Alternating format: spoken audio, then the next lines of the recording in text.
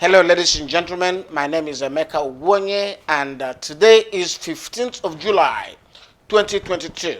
The time now is roughly 12:33 p.m. We just got back from court.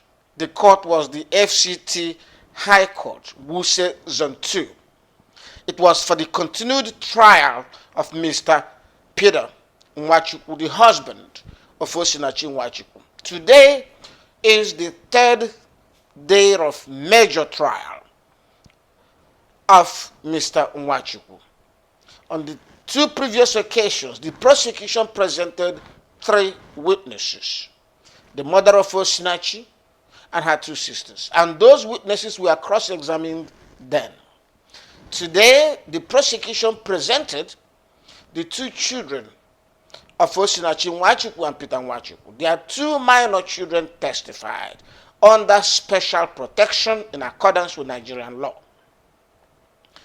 Also today, Peter Nwachukwu was in court. He arrived in the custody of the prison officials. So that puts permanently to rest that rumor you heard that Peter Nwachukwu escaped from prison when the prison was invaded by terrorists on the 5th and the 6th of July. That rumor was false. The man was in court today. He never escaped from prison. I had the opportunity of speaking with him, and he assured me that he never escaped from prison. Of course, the rest of the story of what happened on the day the terrorists invaded the prison is well known to all of us. Okay? However, today's trial was a special trial, because you have two minor witnesses testifying, and the Nigerian law accords those children special protection even as witnesses. So the court was arranged in such a way that Peter, sitting in the box, in the defendant's box, could not make eye contact with the child sitting opposite the other side of the courtroom in the witness stand. The two were shielded, so it wasn't possible for the child to be influenced by direct eye contact with the father. Also, the child wore a face mask, not the typical face mask you see. This mask covered the child's eyes, making it impossible for him to see the father. And of course, since Peter did not speak, he also did not hear the voice of the father. That was basic protection the law gives witnesses of that age. Two minor children testified today, and these children were also cross-examined today. Looking at the picture, the defense is satisfied with the progress they made. Of course, I'm not going to reveal much of the defense strategy, because it will not be in the interest of the defense for me to expose some of their strategies in case the prosecution takes advantage of it or corrects itself in the future.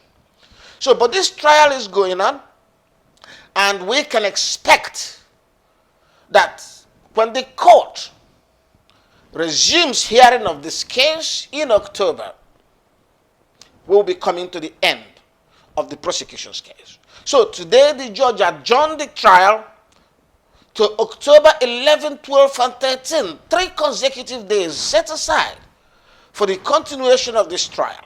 And given the progress we have seen in the previous trial, the progress of the case so far, it is fair to assume that in the remaining 3 days of trial, the next 3 days of trial, the prosecution will close.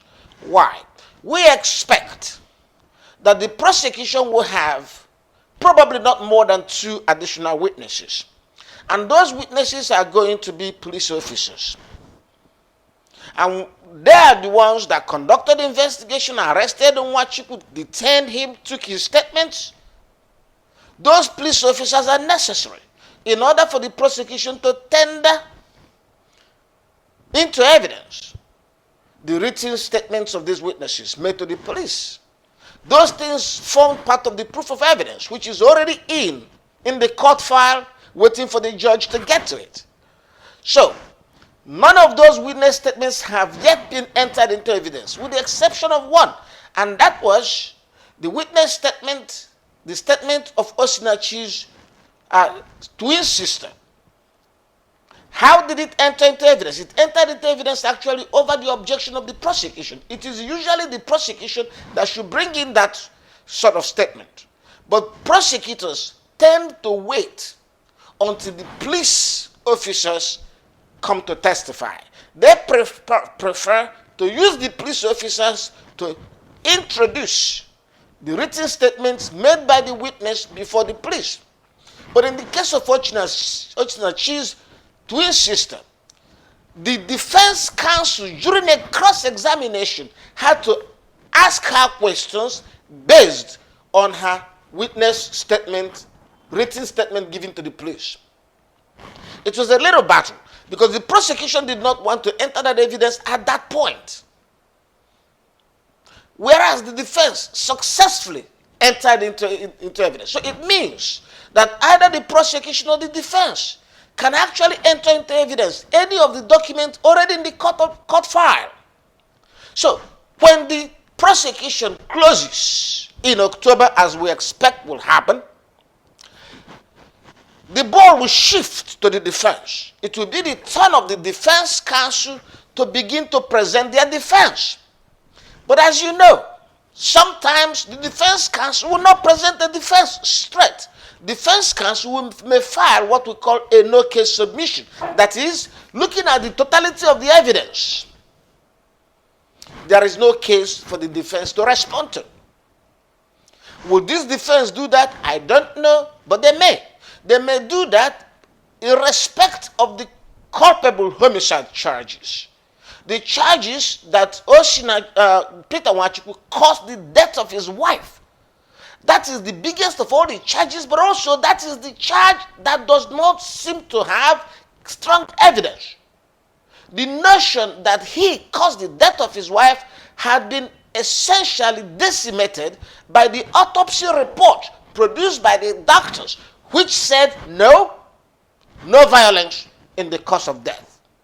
The question is, if the defense counsel intends to file a no-case submission, he must find a way to bring the autopsy report into evidence before the close of the prosecution's case. And how can he do that? Very simple. When the prosecution puts in the police officers to testify, the defense, while cross-examining them, can actually ask questions about medical reports. He will basically ask the police officer, did you conduct any report? Did you obtain any report from any hospital concerning this investigation? The police officer will say yes. And since the autopsy report is already part of the proof of evidence, the defense counsel will request for it. And once given to him, he will show it to the police witness and ask him, is this the report? Is this part of what you obtained from the hospital? The police will say yes. And he will ask him, line 8. Did you see that in line 8 says no violence caused death? No evidence of violence as cause of death. The police officer will answer one way or the other. He may say he saw it, or he may say he never read the report. It doesn't matter what the police officer says. The goal of the defense counsel is to place that autopsy report before the court, enter it into evidence.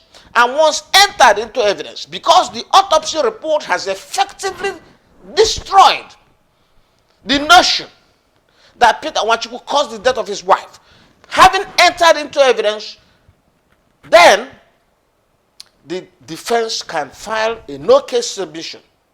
If not for all the charges, at least for that culpable homicide. If that culpable homicide is struck out in a no-case submission, then the case changes. Peter Nwachukwu will have bail. But also the defense may say, no need. Let's go full-pronged into defense. And they will defend the case and wait for final judgment. But the way things are going, the case is moving speedily. This judge is very efficient, very extremely brilliant judge. I have seen many judges in Nigeria. This is one of the finest. She knows the law. She takes no nonsense. She goes straight to it. And given that, this court will be able to conclude this trial early next year, which is unusual. Cases of this nature drag out for years, but it's going to be over early next year, one way or the other. Ladies and gentlemen, we shall continue to keep you abreast of development in the case of Peter Nwachukwu. Thank you. Have a great weekend.